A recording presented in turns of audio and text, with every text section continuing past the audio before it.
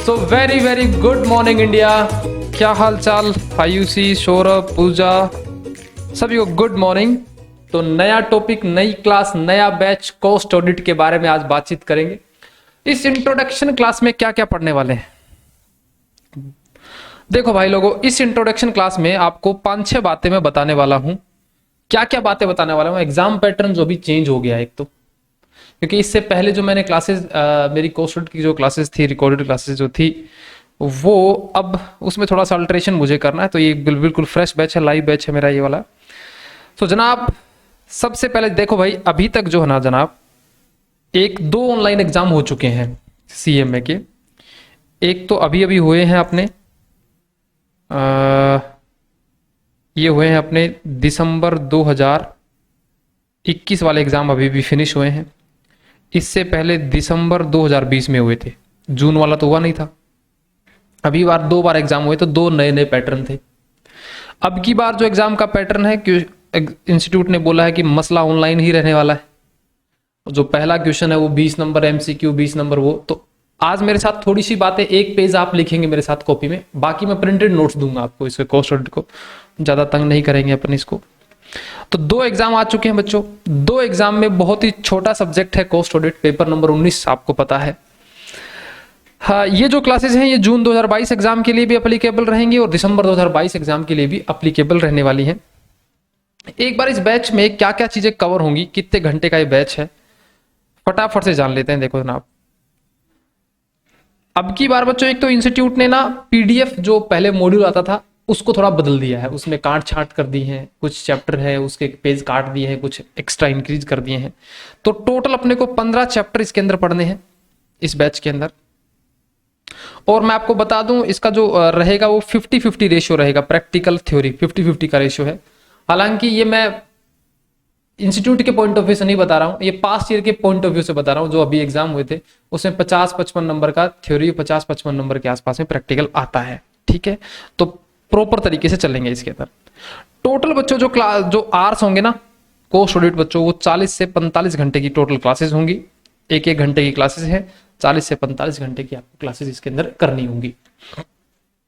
Content अपन क्या क्या पढ़ेंगे? कंटेंट में बच्चों एक तो मॉड्यूल जो मैंने खोल के रख रखा है, ये मॉड्यूल आपके पास होना चाहिए। ये क्लास अगर आप मेरी कर रहे हैं ना, तो ये मॉड्यूल आपके पास होना चाहिए। सभी के पास है क्या भाई मॉड्यूल? पुराने नए बच्चे भाई जवानों, सभी के पास है मॉड्यूल? ओके, यस, मॉड्यूल होना चाहिए भाई सभी के पास में। इसमें से क्वेश्चन आंसर करेंगे, मॉड्यूल होना चाहिए। दूसरे मेरे छोटे से नोट्स हैं जो मैंने बना रखे हैं ऑलरेडी, क्योंकि इसमें थ्योरेटिकल पोर्शन भी बहुत ज्यादा है, तो मैं पहले से लिख के रख रखे हैं। ये मेरे नोट्स हैं, ये नोट्स आपके पास होने चाहिए, ऐसे वाले। ये नोट्स है जनाब, ऐसे वाले नोट्स हैं ये अपने, ये नोट्स होने चाहिए। इसमें भी मैं कुछ मार्क करवाऊंगा, बाकी मैंने सारा मसला इसके अंदर लिखा हुआ है। ठीक है, ये नोट्स आपके साथ में प्रिंटेड फॉर्म में आपके पास होने चाहिए। इसमें कुछ कुछ मैं मार्क करवाऊंगा बीच बीच में कि ये वाला एमसीक्यू क्वेश्चन है, ये वाली लाइन इंपॉर्टेंट है। और खासकर एमसीक्यू क्वेश्चन में लिखवाऊंगा, इस लाइन में से एमसीक्यू क्वेश्चन आएगा, इसमें से ये एमसीक्यू क्वेश्चन आएगा। तो ये आपके पास में होना चाहिए, ये वाला पूरा। लगभग इसमें 100 पेज के आसपास है, 109 पेज के आसपास है ये पेज। ये आपके पास में सभी के पास में होना चाहिए। नहीं है तो आप कलेक्ट कर लेंगे ये। ठीक है, ये वाला पेपर, ये पूरे नोट्स अपने होने चाहिए आपके पास में। ओके सर, अब वापिस एक बार मॉड्यूल पे आ जाते हैं। इस लेक्चर्स में जो अपना जो बैच है, इसमें क्या क्या कन्वर्ट, पास्ट ईयर के क्वेश्चन पेपर जिसको अपन स्कैनर बोलते हैं, ये अपन इसके अंदर कवर रखेंगे। और एमसीक्यू में साथ साथ में आपको नोट करवाता रहूंगा। ये 3 कंटेंट अपने को इसके अंदर मिलने वाले हैं। ठीक है, एग्जाम मोड क्या रहेगा सर आपका?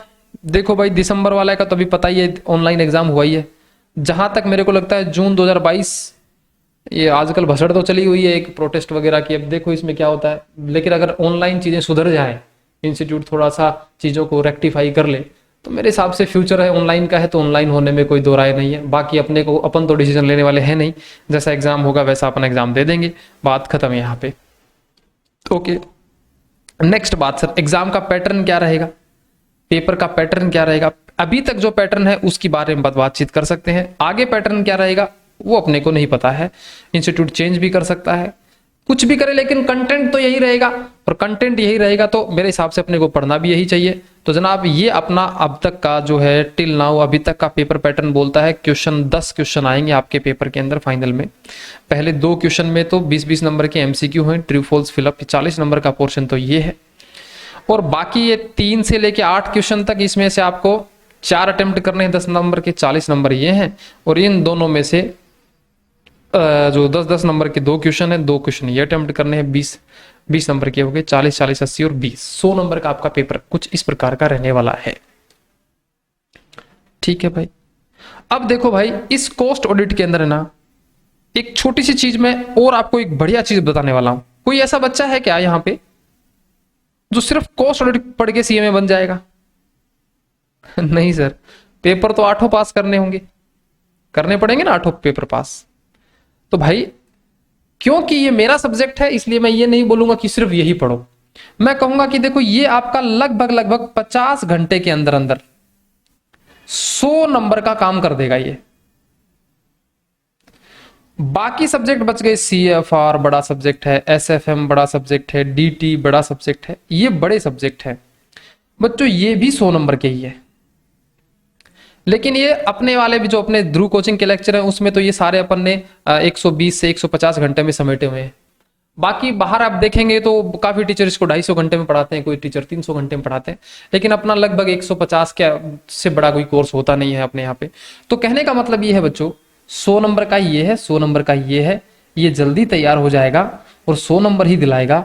तो इस पे भी टाइम डिवोट करना है और आपको खुद की एक प्लानिंग करनी है कि जो भारी सब्जेक्ट है इनका कंटेंट 100% पढ़े बिना भी आप दूसरा कंटेंट ज्यादा पढ़ लेंगे तो भी आपका पासिंग परसेंटेज का क्वालिफाई हो जाएगा। तो वो प्लानिंग आपको करनी है, उसके बारे में तो चलो बातचीत चलती रहेगी, प्लानिंग कैसे करें, कौन से वाले सब्जेक्ट को ज्यादा पढ़ें, कौन से को कम पढ़ें, वो तो इंटरेस्ट पे डिपेंड होता है बच्चे के। लेकिन अभी अपने को इंट्रोडक्शन क्लास में बच्चों ये बातें अपने को जान लेनी है, यहाँ तक ये नए वाले बैच में ये चीजें होने वाली है। ठीक है, ये अपना लाइव बैच रहेगा यहाँ पे। अब ये बच्चों मॉड्यूल है, मॉड्यूल में बहुत सारे चैप्टर्स आपको दे रखे हैं और एक ये वेटेज दे रखा है यहाँ पे।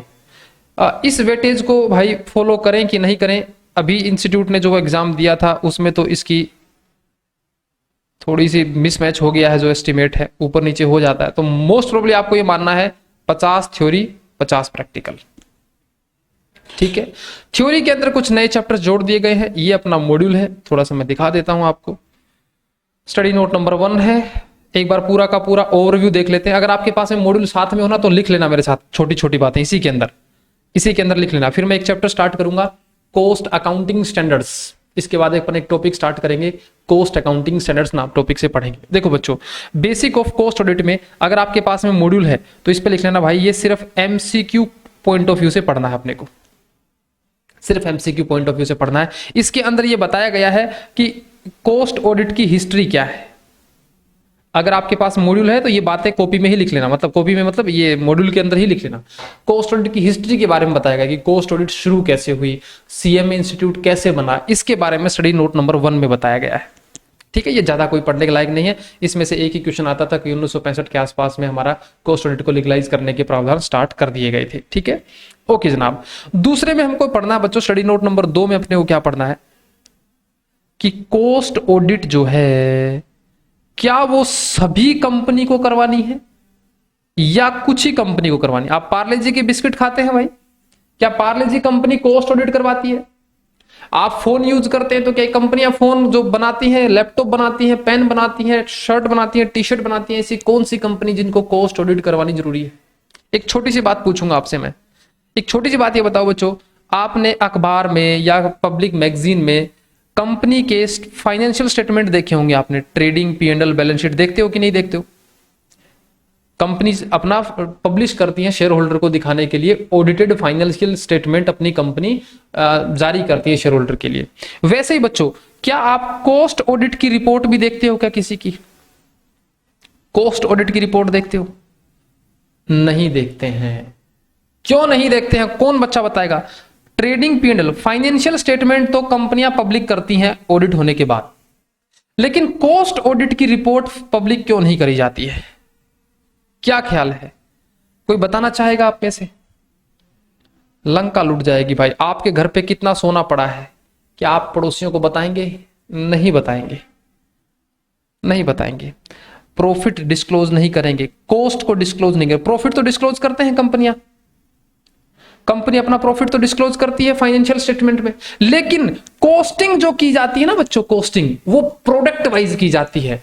पार्ले जी कंपनी कभी ये नहीं बताएगी कि आपको एक पार्ले जी बिस्किट में कितना प्रॉफिट होता है, वो उसकी इंटरनल कैलकुलेशंस हैं, वो कभी पब्लिक में डोमेन में नहीं आएंगी। हाँ, पार्ले जी कंपनी ये बता देगी कि इस साल का टर्नओवर ये है और इस साल का प्रॉफिट ये है, लेकिन कंपनी आपको पार्ले जी बिस्किट के ऊपर 5 रुपए लिखा मिलता है ना प्राइस, उसमें कंपनी ये नहीं बताती कि 4 रुपया कॉस्ट है, 1 रुपया प्रॉफिट है, ऐसे नहीं बताती कंपनी।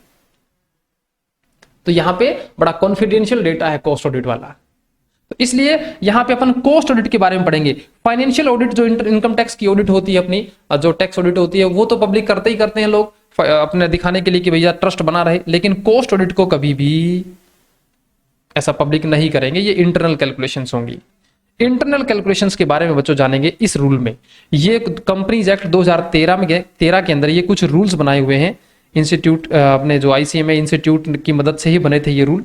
तो ये जो रूल है कंपनी एक्ट 2013 में, इसके बारे में इसको अपन पढ़ेंगे CRA रूल्स। इसके अंदर से आपका देखो कि क्या क्या पोर्शन आएगा। एक तो बच्चों इसके अंदर से MCQ क्वेश्चन आएंगे, आपके MCQ के हिसाब से तैयारी करनी है, प्लस इसके प्रैक्टिकल क्वेश्चन आएंगे। प्रैक्टिकल क्वेश्चन मतलब आपको डेटा दिया जाएगा, पूछेगा बताइए कॉस्ट ऑडिट करवानी है कि नहीं करवानी है, करवानी है तो कैसे करवानी है, और साथ में कुछ फाइन पेनल्टी वगैरह है, तो मतलब कुछ थ्योरी भी आएगी यहाँ पे। तो कोप इस मॉड्यूल में ही लिख लेना, यहाँ इस पोर्शन से अपने को MCQ पढ़ना है, प्रैक्टिकल क्वेश्चंस आंसर करने हैं, और कुछ थ्योरी भी अपने को यहाँ पे पढ़ के चलनी है, थ्योरी। ठीक है, स्टडी नोट नंबर 3 बच्चों सिर्फ थ्योरी है और एक ही पेज का है ये, कॉस्ट ऑडिट डॉक्यूमेंट। अच्छा एक बात बताओ, सभी बच्चे जो अपना इंटरमीडिएट पास करके आए ना, सभी बच्चे वहां पे भी आप एक ऑडिट पढ़ के आए हो, 50 नंबर का पोर्शन, पेपर नंबर 12 में, याद है क्या तुमको? Company accounts and audit, audit पढ़ के आए हो कि नहीं पढ़ के आए हो? पढ़ के आए हैं? जी हाँ सर, वही बच्चों वही ऑडिट, यहां पे थोड़ी थोड़ी उसी का रेफरेंस लेंगे। डॉक्यूमेंट क्या क्या प्रिपेयर करें, एक ही पेज का है, इसमें टोटली थ्योरी है, ये पोर्शन टोटली थ्योरी रहने वाला है, कोई प्रैक्टिकल पोर्शन नहीं है ना। इसके अंदर से ज्यादा MCQ भी नहीं आते, वैसे क्वेश्चन भी नहीं आते, ज्यादा इंपॉर्टेंट ये वाला नहीं है। Professional ethics study note number 4 में क्या पढ़ेंगे? देखो भाई लोगों, स्टडी नोट नंबर 4 में अपन जो पढ़ेंगे ना, एक बात बताओ, CMA बनने के बाद आप चोरी करते पकड़े जाओ तो बताओ उसमें सिर्फ आपकी बेइज्जती है या CMA इंस्टीट्यूट की भी बेइज्जती है, CMA डिग्री की भी बेइज्जती है? बताओ बच्चों बताओ, CMA करने के बाद आप चोरी करते हुए पकड़े जाओ, अगर CMA की इंस्टीट्यूट के मेंबर हैं आप, तो मैं आपसे जानना चाहता हूं, आपकी खुद की तो इज्जत है ही है, उसमें इज्जत क्या सर बेइज्जती है क्या? CMA जो प्रोफेशन है उसकी डिग्निटी भी हर्ट होती है कि नहीं होती? होती है क्या? तो इसमें ये जानेंगे, इस चैप्टर में, ये बहुत इंटरेस्टिंग चैप्टर होगा, इसमें ये जानेंगे CMA बनने के बाद क्या क्या नैतिक जिम्मेवारी आपके ऊपर आ जाएंगी, वो नैतिक जिम्मेवारी अपन जानेंगे। चोरी नहीं कर सकते, इवन CMA जो लोग जॉब में है बच्चों, जॉब में है, देखो मेरे मन में एक विचार आया, मैं जॉब में हूं, मेरा 1 लाख रुपए का सैलरी है पर मंथ, मैंने क्या किया, मेरी जगह मैं दूसरे को जॉब पे भेजने लग गया, मैं कहा भाई तू मेरे से 40,000 रुपए ले लिया कर, मेरी जगह काम करने चला जाया कर। ऐसा काम आप CMA मेंबर या CMA बनने के बाद आप नहीं कर सकते। आप चोरी नहीं कर सकते। आप अगर CMA प्रैक्टिस में हो तो CMA प्रैक्टिस में हो तो आप क्लाइंट का पैसा नहीं खा सकते हैं, आप क्लाइंट के पैसे को किसी और पर्पज में यूज नहीं कर सकते हैं। इन सारी बातों के रिस्ट्रिक्शन लगाने के लिए प्रोफेशनल एथिक्स एंड रिस्पॉन्सिबिलिटी, ये वाला चैप्टर अपन पढ़ेंगे। और अगर आप ये करते पाए गए तो सजा का प्रावधान भी है, आपकी डिग्री छीनी जा सकती है। वो किन किन कारणों से छीनी जा सकती है उनके बारे में अपन यहाँ पे पढ़ेंगे, कॉस्ट ऑडिट के बारे में, प्रोफेशनल एथिक्स। अच्छा एक बात बताओ, जैसे डॉक्टर्स के भी एथिक्स होते हैं क्या, कि पैसा ना होने के अवज में आप इलाज से मना नहीं कर सकते, ये उनका प्रोफेशनल एथिक्स है, क्या वो फॉलो करते हैं? बोलो हाँ कि ना। कुछ डॉक्टर तो फॉलो करते हैं, कुछ डॉक्टर फॉलो नहीं भी करते हैं, because nowadays everything is business. बोलो हाँ कि ना। तो भाई ये जो थ्योरेटिकल बातें हैं उसमें जैसे डॉक्टर के ऊपर थ्योरेटिकल अप्लाई होते हैं, लेकिन प्रैक्टिकली करते नहीं है। हाँ, CMA बनने के बाद आप कमीशन के ऊपर क्लाइंट अरेंज नहीं कर सकते हैं आप, कमीशन खिला खिला के दूसरों के क्लाइंट हड़प लिए, ऐसे काम नहीं कर सकते, लेकिन एक्चुअल जीवन में होता है, होता है। ठीक है, तो यहां पे अपन पढ़ेंगे जवानों कि सीएमए बनने के बाद क्या क्या नैतिक जिम्मेवारियां जो अपने को निभानी पड़ेंगी। आप एक चोर, डाकू, लुच्चे आदमी के साथ पार्टनरशिप नहीं कर सकते हैं सीएमए बनने के बाद, ये भी इसके अंदर लिखा हुआ है। तो अपन इस चैप्टर में, बहुत इंटरेस्टिंग चैप्टर होने वाला है, इस चैप्टर में यही बातें पढ़ेंगे सीएमए बनने के बाद अपन क्या क्या काम करेंगे, क्या क्या नहीं करेंगे। ऐसा कोई भी काम नहीं करेंगे जिससे दुनिया बोले अच्छा ये होते हैं सीएमए। इवन यहां पे ये सिखाया जाएगा कि कोई भी देखे तो उसका बोला अच्छा ये होते हैं सीएमए।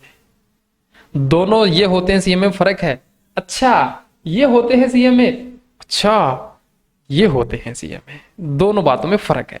तो यहां पे हर एक काम करना जिससे प्रोफेशनल की वैल्यू बढ़े, ये काम हमको करना है, ये अपने को सिखाएगा यहां पे भाई। स्टडी नोट नंबर 5 में बच्चों, 5 में सिर्फ और सिर्फ थ्योरी है। अच्छा मैं इसमें बताना भूल गया, प्रोफेशनल एथिक्स में बच्चों सिर्फ थ्योरी आएगी, ये सिर्फ थ्योरी वाला है, याद रखने पड़ेंगे। इसमें कुछ नियम कानून कायदे हैं, ये थ्योरेटिकल पोर्शन होगा। स्टडी नोट नंबर 5 है बच्चों जीएसीएपी। अच्छा इंटर के अंदर जो बच्चे मेरे से पढ़े हुए हैं और जो बच्चे बाहर से भी पढ़े हुए हैं, कोस्ट अकाउंटिंग स्टैंडर्ड इंटर में आते थे क्या, CAS 24 नाम थे, उस पर शॉर्ट नोट लिखना आता था, फाउंडेशन में भी थे ये कोस्ट अकाउंटिंग स्टैंडर्ड्स, बोलो हाँ कि ना। उसी का डिटेल वर्जन पढ़ेंगे यहाँ पे, एक एक करके 24 कोस्ट अकाउंटिंग स्टैंडर्ड पढ़ेंगे। लेकिन ये कोस्ट अकाउंटिंग स्टैंडर्ड बने कैसे, इनका बैकग्राउंड है ना वो इस चैप्टर में है, उसका नाम है GACAP, generally accepted cost accounting principles. ये बताया गया कि ये कोस्ट अकाउंटिंग स्टैंडर्ड बनने से पहले, जैसे एक गैप नाम सुना है आपने, GAAP गैप नाम सुना हो कभी आपने, गैप को पढ़ के AS बने अकाउंटिंग स्टैंडर्ड जो फाइनेंशियल अकाउंटिंग में पढ़ते हैं। तो यहां पे अपन GACAP पढ़ेंगे और CAS cost accounting standard costing के लिए हिसाब से पढ़ेंगे। ओके ये बात अपन यहां पे पढ़ेंगे। इसमें तो ये GACAP वाला है ना, इसमें तो टोटली थ्योरी है बच्चों, ये GACAP वाला पोर्शन जो है ये तो टोटली थ्योरी है, और इसमें MCQ ही बनेगा, MCQ ही बनेगा, और ये टोटली थ्योरी है, लिख लेना इसके ऊपर थ्योरी, MCQ एंड थ्योरी। ठीक है, स्टडी नोट नंबर 5। अब चलते हैं बच्चों study note number 6, cost auditing standards. ये भी पूरा थ्योरी है, इसमें टोटल 4 स्टैंडर्ड पढ़ेंगे, 4 स्टैंडर्ड पढ़ेंगे और टोटली थ्योरी है। 2-3 पैराग्राफ अपने को इसमें याद रखने और कुछ भी नहीं करना, इसमें 4 स्टैंडर्ड पढ़ेंगे, कोस्ट ऑडिटिंग स्टैंडर्ड्स। ठीक है, ऑडिटिंग स्टैंडर्ड्स, ऑडिट करने के लिए, ऑडिट करने से पहले क्या क्या चीजें अपने को ध्यान में रखनी चाहिए वो इसके बारे में है। ठीक है, और इसी के अंदर एक बार 5 में एक बात और बताना भूल गया, ये तो थ्योरी है, और इसके अंदर ये 5.3 वाला है ना, CAS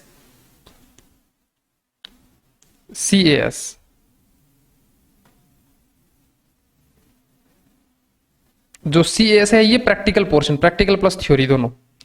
5.3 में बच्चों प्रैक्टिकल भी आएगा प्लस थ्योरी भी है, दोनों पोर्शन इसके अंदर आएंगे। थ्योरी रहेगी लगभग 70% और प्रैक्टिकल रहेगा 30%। जो कोस्ट अकाउंटिंग स्टैंडर्ड्स अपन पढ़ेंगे उसमें 30% प्रैक्टिकल है, 70% थ्योरी है अपनी। ओके 5-6 वाला बता दिया। 7 वाला बच्चों cost audit program. Cost audit करने के लिए आप कैसे पता करेंगे कि रॉ मटेरियल है क्या वो सही तरीके का कैलकुलेट किया गया है। जैसे पार्ले जी कंपनी है या मारुति सुजुकी कंपनी है, ये अपनी कोस्ट ऑडिट की रिपोर्ट बनवाते होंगे, तो जितना मटेरियल कंज्यूम किया उस मटेरियल कंज्यूम की ऑडिट अगर करनी हो तो क्या क्या बातें ध्यान रखनी है। प्रोडक्ट वाइज ऑडिट होगी और क्या क्या की फैक्टर्स रहे आपके, इलेक्ट्रिसिटी की कॉस्ट, मतलब हर खर्चे का, जितने भी खर्चे होते हैं ना, देखो जितने भी खर्चे होते हैं ना उसकी इंडिविजुअल ऑडिट, कि वो खर्चे में कोई बोगस खर्चा तो नहीं जोड़ रखा है, क्या तरीके से ऑडिट की गई है कि नहीं, डेटा तरीके से, कॉस्ट अलोकेशन, कॉस्ट अब्जॉर्प्शन ये तरीके से किए गए हैं कि नहीं किए गए हैं। ठीक है ना, अंडर अब्जॉर्प्शन, ओवर अब्जॉर्प्शन, वो सारी डिटेल की जानकारी इस ऑडिट रिपोर्ट में तैयार की जाएगी। लेकिन एग्जाम पॉइंट ऑफ व्यू से बच्चों ये थ्योरी है। स्टडी नोट नंबर 7 पूरा का पूरा थ्योरी रहने वाला है। ठीक है, और इसके अंदर से एक शॉर्ट नोट लिखना आता है थ्योरेटिकल में, कि शॉर्ट नोट लिखिए कि स्टोर एंड स्पेयर्स की कॉस्ट की ऑडिट कैसे करें, बताइए इंश्योरेंस कॉस्ट की ऑडिट कैसे करें, बताइए सेलिंग एंड डिस्ट्रीब्यूशन की कैसे करें। तो आपको वो पैराग्राफ आपको लिखना होगा, इसमें और कोई गुणा भाग आपको नहीं लगाने की जरूरत है। स्टडी नोट नंबर 7, टोटल 15 तक स्टडी नोट चलेंगे अपने। स्टडी नोट नंबर 8 में बच्चों, देखो भाई आजकल है ना, आपको पता है क्या, सारा मसला ऑनलाइन हो रखा है। तो कॉस्ट ऑडिट की रिपोर्ट भी ना वो ऑनलाइन सबमिट करनी पड़ती है। जैसे इनकम टैक्स की ऑडिट भी ऑनलाइन होती है ना सबमिट, वैसे ही कॉस्ट ऑडिट रिपोर्ट जो बनती है ना, वो सेंट्रल गवर्नमेंट को जब अपन सबमिट करते हैं, कंपनी वाले जब सबमिट करेंगे, तो वो कैसे सबमिट करेंगे उसके बारे में है, उसको प्रिपेयर करना और उसको फाइल करना। कॉस्ट ऑडिट रिपोर्ट को कैसे, क्वालिफाइड रिपोर्ट का मतलब, एडवर्स रिपोर्ट का मतलब, और एक यहाँ XBRL टैक्सोनॉमी का एक शॉर्ट नोट लिखना आता है, और structure of cost audit report बनेगी कैसे, रिपोर्ट बनानी सिखाएंगे। क्योंकि कल आप कॉस्ट अकाउंटेंट बनेंगे तो इंस्टीट्यूट ये मानता है कि आज बाई चांस अगर आप जॉब में नहीं गए, आप प्रैक्टिस में चले गए, तो आपको ये पता होना चाहिए कि कॉस्ट ऑडिट की रिपोर्ट बनती कैसे है, बनती कैसे है। ठीक है, तो ये बात अपन स्टडी नोट नंबर 8 में सीखेंगे। हालांकि थ्योरी है, थ्योरी से यहां पे स्क्रीनशॉट दिए गए हैं, यहां पे ना टैक्सोनॉमी फाइलिंग के स्क्रीनशॉट दिए गए हैं कि कंप्यूटर में किसके बाद क्या पेज खुलेगा। वो एग्जाम में तो नहीं आते, लेकिन प्रैक्टिकल जीवन में यूज होता है। तो यहां पे क्योंकि अपने को एग्जाम पॉइंट ऑफ व्यू से पढ़ना, तो मैं आपको एक बार बता के तो जरूर चलूंगा, फिर आपको ये बता के चलूंगा कि इसमें से टैक्सोनॉमी का शॉर्ट नोट लिखना आता है, बस आपको वो पढ़ना है एग्जाम पॉइंट ऑफ व्यू से। ठीक है ना, स्टडी नोट नंबर 8 में बच्चों ये अपने को चीजें पढ़ के चलनी है। Okay, study note number 9, management reporting issue under cost audit. Totally बच्चों theory, totally and totally theory है। स्टडी नोट नंबर थ्योरी है, इसमें से बच्चों एक तो MCQ आएगा और प्लस एक शॉर्ट नोट लिखने आएंगे। 2 पोर्शन के हिसाब से आपको इसकी तैयारी करनी है, कुछ MCQ आएंगे और कुछ शॉर्ट नोट्स लिखने आएंगे आपके। इसके अंदर जनरली ये चीजें हैं कि आप जो कॉस्टिंग में जो चीजें यूज करते हो, तो उसकी परफॉर्मेंस कैसी है, उसकी एफिशिएंसी कैसी है, आप एफिशिएंसी की ऑडिट कैसे करें, और उसके अलावा प्रोडक्टिविटी की ऑडिट कैसे करें, यूटिलिटी की एनालिसिस कैसे करें, इसके बारे में शॉर्ट शॉर्ट नोट बता रखे हैं, आपको ये पढ़ना है। इसके अंदर से 7-8 नंबर का लगभग थ्योरेटिकल क्वेश्चन शॉर्ट नोट में आता ही आता है। टोटली थ्योरी है 9 के बाद। 9 में बच्चों आता है फिर 10 number, basic of management audit. ये भी टोटली थ्योरी है, ये भी टोटली थ्योरी रहने वाला है, थ्योरी रहने वाला है। ठीक है, इसके अंदर से भी MCQ आता है, ज्यादातर बड़े क्वेश्चन इसमें थोड़े से कम बनते हैं, छोटे क्वेश्चन थोड़े से ज्यादा बनेंगे। Management audit in different function, कि भैया कॉर्पोरेट सर्विस ऑडिट क्या होती है, ये एक एक क्वेश्चन बनेंगे, शॉर्ट नोट लिखने आएगा। बताइए कॉर्पोरेट सर्विस ऑडिट क्या होती है, कॉर्पोरेट डेवलपमेंट ऑडिट क्या होती है, कंज्यूमर सर्विस ऑडिट क्या होती है, पोल्यूशन कंट्रोल की ऑडिट कैसे होती है, एनर्जी ऑडिट, मतलब इनके बारे में शॉर्ट नोट लिखना आएगा। बताइए ये वाली ऑडिट कैसे होती है। सिंपल, आपको जैसा हमारे सजेस्टेड आंसर में दिया गया है वैसा का वैसा अपने को इसके अंदर लिखना है। तो टोटली थ्योरी, इसके आगे भी लिख लेंगे सभी लोग, थ्योरी बच्चों, टोटली थ्योरी रहने वाला है। हाँ, इवेल्युएशन ऑफ कॉर्पोरेट इमेज, पहले ये अलग चैप्टर नहीं होता था, अब ये नया चैप्टर जोड़ा गया है। पहले ये मैनेजमेंट ऑडिट के अंदर ही पढ़ा दिया जाता था, एक छोटा सा नोट, लेकिन अब इसका एक चैप्टर बना के दे दिया गया है कि मैनेजरियल फंक्शन का चेक करने के लिए और कॉर्पोरेट डिवीजन को चेक करने के लिए टोटली थ्योरी है बच्चों। ये एक नया अमेंडमेंट बोल के ऐड कर दिया गया है, इसके अंदर अमेंडमेंट हो गया, ये नए चैप्टर आ गए हैं कुछ कॉर्पोरेट इमेज। पहले भी आता था कॉर्पोरेट इमेज, लेकिन एक छोटा क्वेश्चन आता था, अब थोड़ा सा चैप्टर अलग जोड़ दिया गया है इसके अंदर। ठीक है, इंटरनल कंट्रोल, इंटरनल ऑडिट के बारे में यहां पे बताया जाएगा, टोटली थ्योरी है बच्चों, टोटली थ्योरी, टोटली थ्योरी है। और सीधा क्वेश्चन आता है इसमें से, कोई घुमा फिरा के क्वेश्चन नहीं आता इंटरनल ऑडिट, इंटरनल चेक के बारे में। 14 नंबर पे है बच्चों सर्विस ऑर्गेनाइजेशन की, सर्विस सेक्टर की ऑडिट कैसे करेंगे, हॉस्पिटल की ऑडिट कैसे करेंगे, होटल की ऑडिट कैसे करेंगे। पहले मैं बताऊं आपको, पुराने सिलेबस में ये वाला पोर्शन है ना, ये इंटर में होता था, और मेरे हिसाब से अभी भी है क्या, अगर आप पढ़ के आए हैं CMA इंटर में ऑडिट में, बताओ हॉस्पिटल की ऑडिट, एजुकेशनल इंस्टीट्यूशन की, NGO की ऑडिट, आपको याद है थोड़ा सा, क्या इंटर में आपने इस बारे में पढ़ा है क्या? जरूर पढ़ा होगा, अभी भी पेपर नंबर 12 में ये ऑडिट के पोर्शन में थोड़ा सा इसका रेफरेंस आता है, तो वही कॉपी एंड पेस्ट कर दिया गया है यहाँ पे, ये इंटर वाला ही है और टोटली थ्योरी है। शॉर्ट नोट डायरेक्टली लिखना आएगा इसके ऊपर, होटल की ऑडिट कैसे करते हैं, सबकी ऑडिट कैसे कैसे करते हैं, सारी बातें इसके अंदर लिखनी आएगी, कोई दिक्कत वाली बात इसमें से नहीं है। 15 नंबर बच्चों totally and totally practical, case study बोलेंगे इस पर, इसको इसका आगे लिख लेना बच्चों, केस स्टडी, केस स्टडी, सारे प्रैक्टिकल क्वेश्चन होंगे इसके, पूरे प्रैक्टिकल क्वेश्चंस। तो ये 15 चैप्टर अपने को इस कॉस्ट ऑडिट के प्रोग्राम में पढ़ने हैं बच्चों। पढ़ाने का तरीका जो रहेगा, पढ़ाने का तरीका ये होगा कि पहले तो मेरे नोट्स हैं, चैप्टर को मैं उसमें से पढ़ाऊंगा आपको। जैसे अभी अपन जो स्टार्ट करेंगे ना, वो GA-CAP वाला स्टडी नोट स्टार्ट करेंगे, जो 15 के 15 होने के बाद, जैसे अभी जो स्टार्ट करेंगे थोड़ा सा इंट्रोडक्शन, वो स्टार्ट करेंगे अपन। स्टडी नोट थोड़े से चेंज कर दिए गए हैं, स्टडी नोट नंबर 5 स्टार्ट करेंगे बच्चों। स्टडी नोट नंबर 5 आपको क्या करना है, एक आपको नोटबुक लगानी है अलग से, जिसमें मैं प्रैक्टिकल क्वेश्चन आंसर कराऊंगा। नोटबुक लगानी है अलग से, और ज्यादा मोटी लगाने की जरूरत नहीं है, मतलब ज्यादा मोटी नहीं। इस नोटबुक में बच्चों कम से कम भी ना लगभग 50 to 60 प्रैक्टिकल क्वेश्चन करेंगे अपन। प्रैक्टिकल क्वेश्चन करेंगे 50 से 60 के आसपास, ठीक है। और कुछ कुछ अपन उस प्रैक्टिकल जो क्वेश्चन होगा ना, उसके जो कॉन्सेप्ट होंगे, केस स्टडी टाइप, वो कॉन्सेप्ट लिखेंगे। तो एक छोटी सी मतलब मोटी सी कॉपी लगा लेना, ज्यादा मोटी नहीं, मतलब मीडियम साइज की एक कॉपी लगा लेना। उस कॉपी में आपको एक नोटबुक लिखनी है। आपके पास में मॉड्यूल जो अपना पेपर नंबर 19 वाला है, ये आपके पास में होना चाहिए, मॉड्यूल आपके पास होना चाहिए, और जो मेरे नोट्स हैं ये आपके पास होने चाहिए। बस ये 3 चीजों के ऊपर अपनी पूरी कोर्स स्टडी चलेगी, पूरा प्रोग्राम चलेगा अपना। तो यहां तक बातें समझ में आ गई हैं। 15 चैप्टर हैं बच्चों, छोटा सा सिलेबस है, 50-50 का रेशियो है। MCQ के ऊपर बहुत फोकस करना है, कुछ टेक्निकल MCQ होंगे, वो भी मैं प्रैक्टिस करा के आपको यहाँ पे चलने वाला हूं। ये फ्रेश बैच है बिल्कुल, है ना। पिछले वाले बैच से कई सारी चीजें अमेंड कर दी गई है मैंने इसके अंदर से, क्योंकि मॉड्यूल भी नया आ गया है, तो मॉड्यूल भी मैंने नया यूज कर लिया है। ओके जवानों, सो अब स्टार्ट कर सकते हैं एक चैप्टर, थोड़ा सा इंट्रोडक्शन स्टार्ट कर सकते हैं एक चैप्टर का, स्टडी नोट नंबर 5 का। रेडी हैं सब लोग? समझ में आ गई यहां तक बातें? Yes sir, yes sir. अच्छा, पूजा मैडम भी आई हैं क्या? ओके जी, ओके ओके ओके। चलो जनाब, तो आ जाइए, स्टार्ट कर लेते हैं GA-CAP chapter cost accounting standard के बारे में। टन टन, खुल जा SIM SIM. Cost accounting standards के बारे में बच्चों, अगर आपके पास नोट्स हैं मेरे, नहीं है तो कलेक्ट कर लेना भाई लोगों, ठीक है। ये वाले नोट्स आपके पास में होने चाहिए।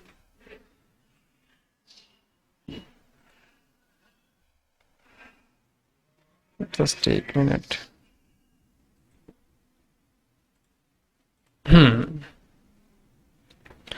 सबसे पहले अगर आपके पास में, कुछ बच्चों के पास तो होंगे, एक दो जो पुराने वाले बच्चे, इसके ऊपर डाल लीजिए भाई स्टडी नोट नंबर 5। मैं साथ साथ इसी में नोटिंग कराऊंगा मैं आपको, थोड़ी थोड़ी नोटिंग। स्टडी नोट नंबर 5,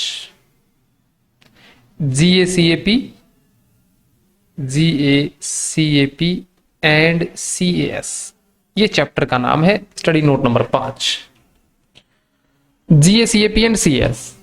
चलो जनाब शुरू करते हैं, कैसे कैसे पढ़ना। देखो एक छोटी सी कहानी सुनाता हूं मैं आपको कि भारत के अंदर ये कॉस्ट ऑडिट प्रोग्राम कैसे आया, लेकिन उससे पहले कॉस्ट अकाउंटिंग स्टैंडर्ड कैसे आए। देखो ये बात कुछ ऐसे है कि एक होती है हमारी फाइनेंशियल ऑडिट, जिसके बारे में फाइनेंशियल अकाउंटिंग में बातें की जाती हैं। एक होती है हमारी कॉस्ट ऑडिट, जिसके बारे में हम कॉस्ट अकाउंटिंग में बातें करेंगे आपसे। बात कुछ ऐसी है कि फाइनेंशियल अकाउंटिंग बनी कैसे, उसके लिए एक गैप नाम की एक चीज बनी, GAAP, generally accepted accounting principles. ये क्या हुए, वर्ल्ड वाइड के जितने भी वर्ल्ड वाइड के अकाउंटिंग के सिद्धांत थे, उन सिद्धांत के बेस पे बना। या मैं थोड़ा सा और पीछे चला जाऊं ना, तो आपने एक नाम सुना है क्या, लूका पैसोली? लूका पैसोली, ये है 1494 के आसपास। लूका पैसोली का अगर नाम सुना आपने, 1494 के आसपास। कौन थे भाई लूका पैसोली? ये बच्चों एक मैथमेटिशियन थे। इन्होंने अकाउंटिंग की शुरुआत की थी, डेबिट क्रेडिट की शुरुआत की थी। तो पहले क्या होता था, आपको पता है कि एक लाल किताब होती थी सबके पास, अभी भी चलती है, छोटे छोटे किराना स्टोर के ऊपर होती है ना, एक छोटी सी लाल किताब होती है, बही बोलते हैं जिसको। बच्चों पुराने जमाने में क्या होता था, उस बही में हिसाब किताब रखा जाता था। जैसे मान लीजिए मैं लाला जी की दुकान हूं, मैं लाला जी हूं भाई, ठीक है ना, मैं सामान बेचता हूं मेरे गांव में, तो मान लीजिए मेरा एक राम किशन नाम का एक क्लाइंट है, राम किशन नाम का क्लाइंट, तो मैं करता था राम किशन को मान लीजिए 500 रुपए का सामान दिया तो ऐसे लिखता था 500 रुपए का सामान, और सामान में लिस्ट क्या क्या क्या क्या सामान लेके गया, 2 किलो शक्कर ले गया, 1 किलो चीनी ले गया, और उसमें सारी बातें लिख दी जाती थी डेट के साथ में। फिर ऐसे ही करके कोई 600 रुपए का ले गया, दूसरा पार्टनर कोई 800 रुपए का कोई और आदमी ले गया, ऐसे करके एक लिस्ट बनती रहती थी। मेरे को सब बच्चे बताओ, ये लाल किताब को हर आदमी पढ़ सकता है क्या, या जिसने लिखी है वही पढ़ पाएगा इसको? इसके हिसाब किताब को समझना सबके बस की बात है क्या? अगर लाला जी कहीं छुट्टी पे चल गए और बच्चों पीछे जिसका बच्चा पे अगर ये समझना चाहे तो ये बातें क्या उसको समझ में आएंगी? इसकी राइटिंग भी बहुत खराब है, नहीं समझ में आएंगी। मतलब हिसाब किताब है वो प्रॉपर तरीके से नहीं रखा जाता है, ये समस्या थी। अब इस समस्या का समाधान क्या हुआ? इस समस्या का समाधान ये था कि अकाउंट्स का कितना पैसा लेना है कितना पैसा देना है इसका एक प्रॉपर फॉर्मेट होना चाहिए। अब फॉर्मेट कैसे हो? तो जब ये जीएएपी नहीं थे, जनरली एक्सेप्टेड अकाउंटिंग प्रिंसिपल जब नहीं थे, तो तब हिसाब किताब ऐसे कच्चे पक्के में हर आदमी अपने हिसाब से हिसाब किताब रखता था। मान लीजिए एक आदमी ये है, इसने हिसाब किताब रखा, दूसरी फर्म ये है, ये इसका हिसाब किताब नहीं समझ सकता, ये इसका हिसाब किताब नहीं समझ सकता था, क्योंकि दोनों का प्लेटफॉर्म, दोनों का लिखने की तरीका, दोनों को समझने का तरीका अलग अलग था। तो जरूरत समझी गई कि भैया कुछ ऐसे नियम कानून बनने चाहिए ताकि अकाउंटिंग इजी हो जाए, हिसाब किताब रखने का सिस्टम इजी हो जाए। पहले हांडी सिस्टम भी होता था एक, पुराने जमाने में पढ़ेंगे ना तो आप, जैसे लूका पैसोले के बाद में हमारे गांव में देसी में ब्याज कैलकुलेशन की काफी तरकीबें होती थी। आप मम्मी पापा से पूछना, दादा दादी से, अगर आपके दादा दादी हैं तो उनसे पूछना पुराने जमाने में हिसाब कैसे होता था। तो एक समस्या थी कि एक दूसरे का इंटरचेंजेबल नहीं था। आज आप मेरी बैलेंस शीट अगर मैं आपको दे दूं और आपकी बैलेंस शीट मैं ले लूं तो क्या आप अपन बैलेंस शीट को समझ पाते हैं कि नहीं समझ पाते? बताओ बच्चों, एसेट कितनी, लायबिलिटी कितनी, सारी बातें समझ पाते हैं ना? समझ पाते हैं? ये किसकी देन है? ये अकाउंटिंग की देन है। लेकिन ये बैलेंस शीट बनाई जाएगी कैसे, सबसे पहले कब बनी, ये बताया बच्चों जीएएपी ने। पूरे वर्ल्ड वाइड में कुछ बेसिक सिद्धांत लिखे गए अकाउंटिंग के कि ये रूल तो सबको फॉलो करने हैं। जैसे कि एक्सपेंस डेबिट होंगे, इनकम क्रेडिट होंगी, एसेट डेबिट होंगी, लायबिलिटी क्रेडिट होंगी, तो सब लोगों के डेबिट और क्रेडिट बैलेंस निकाले जाएंगे। अब अगर मेरी बैलेंस शीट में डेबिट और क्रेडिट बैलेंस है तो वो आप समझ पाएंगे, आप वाली बैलेंस शीट को मैं भी समझ पाऊंगा। ये देन किसकी है? जीएएपी की, जीएएपी की देन है। फिर क्या हुआ? ये तो वर्ल्ड वाइड थे, वर्ल्ड वाइड। फिर भारत सरकार ने अपने नियम कानून, जैसे पहले एक्साइज ड्यूटी होती थी, सर्विस टैक्स होते थे, उसके हिसाब से पहले सोल्ट टैक्स भी लगता था। एक्साइज से पहले नमक बनाने पे टैक्स लगता था, एक्साइज से पहले होते थे, शुरुआती दौर में टैक्स होते थे ये वाली चीजें, सोल्ट टैक्स। फिर एक्साइज बना, फिर एक्साइज के बाद सर्विस बना, सर्विस के बाद जीएसटी बना। तो इंडिया ने क्या किया? इन जीएएपी को पढ़ के अपने कानून, पहले 1956 कंपनी एक्ट था हमारा, 1956 एक्ट के तहत अपनी अकाउंटिंग करी जाती थी। तो अपन ने क्या किया? इनको पढ़ के अपन ने बनाए अकाउंटिंग स्टैंडर्ड, जो आप इंटर में पढ़ के आए हो। Accounting standard number 2, valuation of closing stock, पढ़ के आए हो क्या? बताओ कि आप क्लोजिंग स्टॉक में क्या लिखते थे? कॉस्ट या NRV, which ever is lower, लिखते थे क्या? Accounting standard number 3, cash flow statement, operating activity वगैरह वगैरह करते थे क्या? AS 10, प्लांट प्रॉपर्टी इक्विपमेंट पढ़ते थे क्या? ये बच्चों, ये अकाउंटिंग स्टैंडर्ड किससे बने हैं? ये जीएएपी से बने हैं। इंडिया ने अपने हिसाब से कुछ नियम कानून कायदे बनाए अकाउंटिंग करने के, और ये कहां काम आते हैं बच्चों? ये ट्रेडिंग अकाउंट बनाने में, P&L अकाउंट बनाने में और बैलेंस शीट बनाने में काम आते हैं। यस और नो? इसी प्रकार बच्चों कॉस्टिंग का अल्टीमेट ऑब्जेक्टिव क्या होता है? कॉस्ट शीट बनाना, टोटल कॉस्ट निकालना। तो एक बात बताओ, जैसे जीएएपी होता है, क्या कॉस्टिंग के भी वर्ल्ड वाइड सिद्धांत होते हैं क्या? GACAP, generally accepted cost accounting principle. Yes और नो बताओ जरा।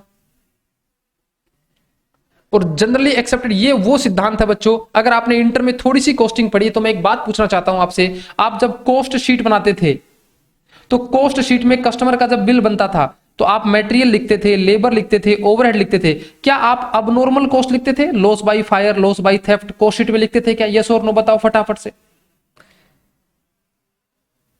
फाइन, पेनल्टी, डैमेज, क्या आप ये कॉस्ट शीट में लिखते थे? इंटरेस्ट का खर्चा क्या कॉस्ट शीट में लिखते थे? नहीं लिखते थे। क्यों नहीं लिखते थे आप? क्योंकि जीएसीएपी ने बोला था कि कुछ बेसिक कॉस्ट होती हैं जो कस्टमर से जायज रूप से वसूली की जा सकती हैं, नॉर्मल कॉस्ट उनको बोलते हैं, वही वाली कॉस्ट आपको कस्टमर से वसूल करनी होती है। इसलिए कॉस्ट शीट में कुछ आइटम नहीं आते थे। तो फिर भारत सरकार ने क्या किया, इन जीएसीएपी को पढ़ के कॉस्ट अकाउंटिंग स्टैंडर्ड्स बना लिए खुद के। ये तो वर्ल्ड वाइड है, कॉमन पूरे वर्ल्ड की कॉस्टिंग के सिद्धांत हैं जो हर देश लगभग फॉलो करता है। फिर इंडिया ने इनको पढ़ के अपने कुछ नियम कानून बना लिए, उनका नाम है कॉस्ट अकाउंटिंग स्टैंडर्ड्स। ये बच्चों फाउंडेशन में पढ़े थे अपन ने, इनके नाम पढ़े थे 24 नाम। इंटर में इनके ऊपर शॉर्ट नोट लिखना आता था, और अब फाइनल के अंदर बच्चों इस कॉस्ट अकाउंटिंग स्टैंडर्ड के पूरे प्रैक्टिकल क्वेश्चंस आएंगे। थ्योरेटिकल भी है लेकिन प्रैक्टिकल भी आएंगे। 30% प्रैक्टिकल रहेगा, 70% थ्योरी रहेगा। तो थोड़ा सा बैकग्राउंड समझ में आया कि कॉस्ट अकाउंटिंग स्टैंडर्ड की जरूरत क्यों है, क्योंकि हम कॉस्ट शीट ढंग से बना पाए। मटेरियल में कौन कौन सा शामिल करना है खर्चा, ये कॉस्ट अकाउंटिंग स्टैंडर्ड नंबर 6 में लिखा हुआ है। लेबर में कौन कौन से खर्चे शामिल करने हैं, ये कॉस्ट अकाउंटिंग नंबर 7 में लिखा हुआ है। और ओवरहेड में कौन कौन से लिखने हैं, ये कॉस्ट अकाउंटिंग स्टैंडर्ड नंबर 3 में लिखा हुआ है। तो कौन कौन से खर्चे आएंगे, कौन कौन से नहीं आएंगे, इनके बारे में डिटेल जानकारी के लिए आपको कॉस्ट अकाउंटिंग स्टैंडर्ड पढ़ने पड़ेंगे। कॉस्ट अकाउंटिंग स्टैंडर्ड बने कैसे, वो जीएसीएपी से बने। ओके, तो यही बात मैंने अपने यहां पे लिख रखी है। देखो, हमने कहा भाई पहले गैप था, गैप की मदद से इंडियन गवर्नमेंट ने क्या बनाए बच्चों, इंडियन गवर्नमेंट ने बनाए अकाउंटिंग स्टैंडर्ड्स। उसके बाद आजकल इंड एएस चलने लग गए हैं। सीएमए फाइनल में सीएफआर में पढ़ोगे आप, इंड एएस नाम सुना है क्या, इंड एएस का? पुराने वाले अकाउंटिंग स्टैंडर्ड को सिर्फ अकाउंटिंग स्टैंडर्ड बोलते थे, नए वाले अकाउंटिंग स्टैंडर्ड को इंडियन अकाउंटिंग स्टैंडर्ड मतलब शॉर्ट में इंड एएस बोलते हैं। क्या इस बात का पता आपको? सीएफआर में पढ़ोगे आप ये वाली बातें। सीएफआर सब्जेक्ट आपका एक पेपर नंबर 17 के आसपास। ओके, तो हमने कहा भैया ये जो काम आते हैं, ये कहां काम आते हैं? ट्रेडिंग अकाउंट बनाने में, पीएनएल अकाउंट बनाने में, बैलेंस शीट बनाने में, merger, consolidation, liquidation, cash flow statement बनाने में ये अकाउंटिंग स्टैंडर्ड की मदद ली जाती है। ओके, वैसे ही बच्चों कॉस्ट अकाउंटिंग में बच्चों जीएसीएपी होता है, generally accepted cost accounting principal. तो अब आपको कॉपी पेन साथ में रखना है। जैसे मैंने कहा भाई ये एमसीक्यू क्वेश्चन है यहाँ पे, तो आपको अपनी कॉपी में यहाँ एमसीक्यू लिख लेना है अगर आपके पास ये नोट्स हैं तो। ठीक है, एमसीक्यू में बता के चलूंगा आपको कि भाई इसकी एक तो फुल फॉर्म एमसीक्यू है। बच्चों ये कहाँ यूज होते हैं इंडिया में? इंडिया में इसको पढ़ के कॉस्ट अकाउंटिंग स्टैंडर्ड बनाए गए। यूज कहाँ करते हैं? कॉस्ट शीट बनाने में, कॉस्ट को क्लासिफाई करने में, कॉस्ट को मेजर करने में, कॉस्ट को असाइन करने में इन कॉस्ट अकाउंटिंग स्टैंडर्ड का योगदान होता है। एक छोटी सी बात पूछूंगा आपसे, सभी बच्चे सुन रहे हैं ना मेरे को? बच्चों इंटर के अंदर आप एक चैप्टर पढ़ते थे जॉब कॉस्ट शीट। सो मत जाना भाई, ठीक है ना? सो जाओगे तो देख लो फिर ड्राइवर भी सो जाएगा। भाई लोगों एक बात बताओ, इंटर में एक चैप्टर पढ़ते थे जॉब कॉस्ट शीट, याद है क्या? बोलना जरूर है वरना सालों जान ले लूंगा मैं तुम्हारी। ठीक है, सोना नहीं है बिल्कुल भी। जॉब कॉस्ट शीट एक चैप्टर पढ़ते थे। अच्छा, जॉब कॉस्ट शीट में आपको कॉस्ट शीट का फॉर्मेट याद है क्या? सबसे पहले डायरेक्ट मटेरियल लिखते थे, डायरेक्ट लेबर लिखते थे, डायरेक्ट एक्सपेंस। बताओ बच्चों इन तीनों को जोड़ते थे, क्या लिखते थे? PC, prime cost. Very good. Prime cost में बच्चों क्या जोड़ते थे? फैक्ट्री ओवरहेड, याद है? क्या निकलता था? Factory cost. ऐड करते थे बच्चों ऑफिस ओवरहेड, क्या निकलता था? COP, cost of production. इसमें जोड़ते थे सेलिंग एंड डिस्ट्रीब्यूशन, निकलती थी टोटल कॉस्ट। टोटल कॉस्ट का दूसरा नाम होता था cost of sales, cost of sales. फिर अपन प्रॉफिट मार्जिन ऐड करते थे सेल्स। ये बच्चों थी नॉर्मल कॉस्ट शीट, नॉर्मल। इसमें है ना कोई नियम कानून कायदा नहीं लगता था, लेकिन कॉस्ट ऑडिट जब हम करेंगे ना, तब हम जो कॉस्ट शीट बनाएंगे तो 90% फॉर्मेट तो यही फॉलो करेंगे, लेकिन क्योंकि लीगलाइज वे में करनी है कॉस्ट ऑडिट, इसलिए हम इसका फॉर्मेट में थोड़ा चेंज करेंगे। जब अपन कॉस्ट ऑडिट की रिपोर्ट बनाएंगे ना, और अपनी पूरी कॉस्ट ऑडिट है ना इसी कॉस्ट शीट पे घूमेगी। मतलब अभी जो चैप्टर अपन ने स्टार्ट किया है ना, कॉस्ट अकाउंटिंग स्टैंडर्ड, जो हमने चैप्टर स्टार्ट किया है वो पूरा इसी पे स्टार्ट हुआ है। मतलब मटेरियल के बारे में पढ़ेंगे, लेबर के बारे में पढ़ेंगे, फैक्ट्री ओवरहेड के बारे में पढ़ेंगे, ऑफिस के बारे में पढ़ेंगे, सेलिंग के बारे में पढ़ेंगे, इसके अलावा और चीजों के बारे में भी पढ़ेंगे। 24 मुद्दों को डील करेंगे हम इसके अंदर।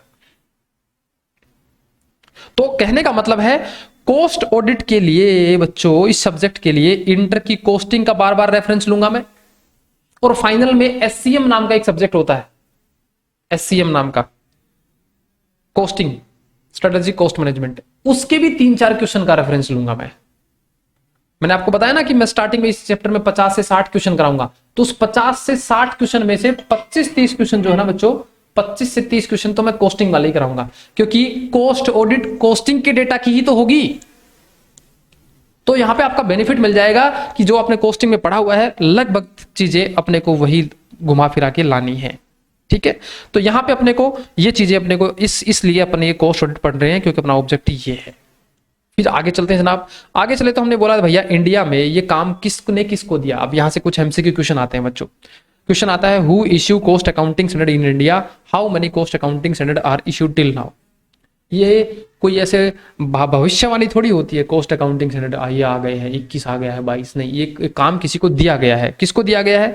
भारत सरकार ने ये काम दिया बच्चों, institute of cost accountant of India को ये काम दिया गया कि आप कोस्टिंग के नियम कानून सिद्धांत बनाइए। अब इंस्टीट्यूट के पास में भी तो बहुत सारे कमेटी डिवीजन डिपार्टमेंट होते हैं, तो उसने क्या किया, एक बोर्ड बनाया जिसका नाम था cost accounting standard board, CASB।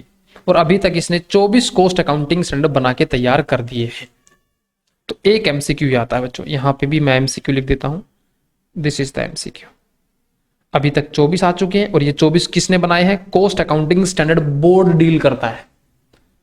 Next question आता है जनाब, इसके अंदर बोर्ड में आदमी कौन कौन होते हैं, ऐसे कौन से महान लोग हैं जिनके पास में एक्स्ट्रा दिमाग है और वो ये कोस्ट अकाउंटिंग स्टैंडर्ड की सिद्धांत बनाते हैं। जैसे संविधान बनाया था, इंडिया का कॉन्स्टिट्यूशन बना था, उस समय भी तो बहुत लोग जुड़े होंगे। वैसे ही कोस्टिंग का भी तो संविधान ही है एक तरह से, ये इंडिया में कोस्टिंग का संविधान है, कोस्ट अकाउंटिंग स्टैंडर्ड्स। तो भैया इसके अंदर कौन कौन लोग होंगे जो इस काम में हमारी मदद करेंगे, कोस्ट अकाउंटिंग स्टैंडर्ड बनाने में मदद करेंगे। तो देखो भाई, इस बोर्ड का जो चेयरमैन होगा, यहां से भी एमसीक्यू क्वेश्चन इंटर में बनता है, फाइनल में तो नहीं आता है। ये चेयरमैन होता है वो CMA इंस्टीट्यूट से ही होगा, लगभग काउंसिल मेंबर से होता है। जैसे एक बार बलविंदर सर हैं, अगर जानते हो आप, बलविंदर सर इसके चेयरमैन थे अभी पिछले दिनों, अभी मेरे को ध्यान नहीं है कौन है इसके। 6 मेंबर और होंगे, वो भी ICMA से होंगे इस बोर्ड के अंदर। कुछ लोग इसमें CBDT और CBIT, इनडायरेक्ट टैक्स वाले और डायरेक्ट टैक्स वाले भी होंगे। 2 आदमी कोई लीडिंग कंपनी के होंगे। 4 आदमी CAG, RBI, RDI, ट्राई, ये जो इंस्टीट्यूशन है इंडिया की गवर्नमेंट इंस्टीट्यूशन है, इनकी सहायता भी ली जाएगी।